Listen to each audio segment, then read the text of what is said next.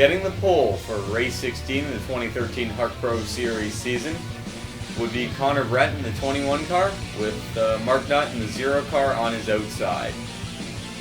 Ilya Bondarenko would get down to the inside of Mark Nutt after Connor Breton easily cleared him down into turn 1. And Ilya Bondarenko would eventually get second as Gary Tang would start working on Mark Nutt for third. It wouldn't take long for the first caution to come out as Alex Tanker would get into Spencer Fullerton, who would in turn hook Zachary Brown, who would spin but he wouldn't hit anything, and all drivers involved would continue on.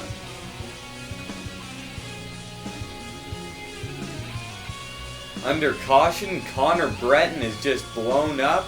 This is the worst possible scenario for him as he was leading and was second place in points, trailing by over a race and a half behind Spencer Fullerton.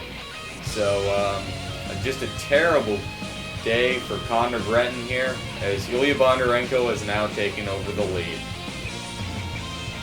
Ilya Bondarenko would lead the field back to the green flag.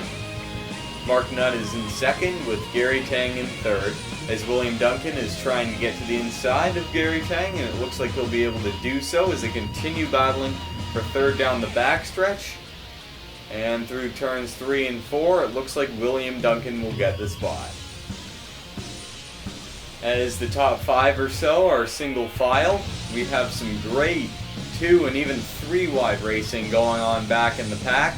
Everyone's so far kept it clean, and we will continue on. 3 wide racing just isn't possible at this track, and some drivers learned it the hard way. As Luke Walker, who's in the middle line, pushed up the track and took out Brock McMahon and himself into the wall, and Andreas Allen also went for a spin in the 39 car trying to avoid the accident. Ilya Bondarenko will lead the field back to the green flag, as this has been a relatively clean race compared to some of the caution numbers in some of the other short track races, with 10 happening at Grand Detour and 11 at Bristol. So far we've only had 2, and we're over a quarter way through the race. Coming down to lap 30, William Duncan would get to the inside of Mark Nutt, and they would continue racing side by side down the backstretch, and William Duncan would dive it way in there through turns 3 and 4, but would somehow make it stick and would end up in second place. Battling for 5th, Jacob Young would get to the inside of Eric Cesar and would make the pass pretty easily. Jacob Young had a great run last race at Donington Park, and Eric Cesar also had a reasonably good run for most of the day, despite getting some damage and ending up on pit road with less than 10 laps to go. Around lap 70, the leaders would start to encounter some lap traffic, with Andreas Allen being right at the back.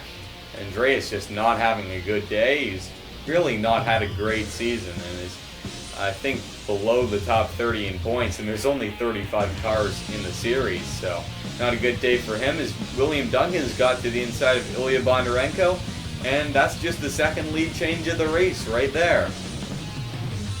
It wouldn't take very long, however, before Ilya Bondarenko would get another big run on William Duncan and would take back the lead.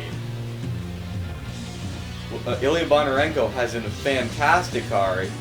That just showed it right there, as it took William Duncan around 50 laps to make a charge on Ilya Bondarenko, but then it just takes 1 for Ilya Bondarenko to get the lead back, as Ilya Bondarenko is the second fastest car on track, next to Spencer Fullerton, who is currently outside the top 20. The top 2 would have some real trouble getting by the leaders, and they would end up slowing Ilya Bondarenko up enough so that William Duncan can get back to the inside with just 15 laps to go, and William Duncan would end up taking the lead eventually, as Ilya Bondarenko is hanging right on in there on the outside. But William Duncan continues to fight on the inside, and he'll get the lead with some help from the lap cars of Zachary Brown and Andreas Allen. With around 10 laps to go, Penn Isman's car would blow up.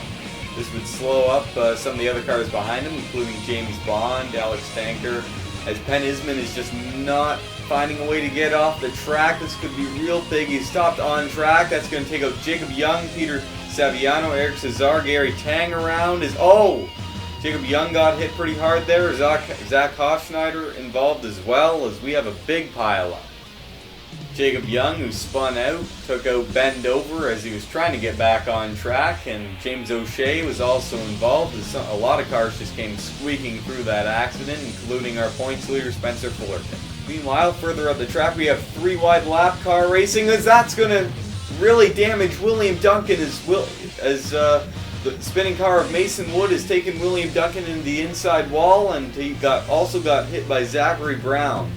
We're getting word that William Duncan only has around 6 or 7 cylinders on his motor working, but he will still have the lead.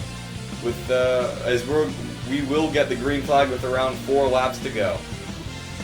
As I said, with 4 laps to go, the field would take the green flag. William Duncan's car is fine in the corners, but not so good on the straights, as Ilya Bonarenko was gotten by the lap car of Zachary Brown. And he's going to get around William Duncan in this corner. This is exactly what William Duncan didn't want to see. He wanted to see Ilya Bonarenko get stuck behind that lap car for as long as possible.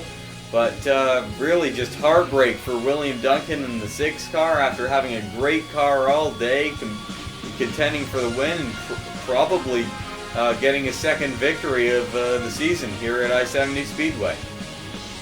But he's fallen back real quick as Ilya Bondarenko continues to lead. Ilya Bondarenko has taken the white flag.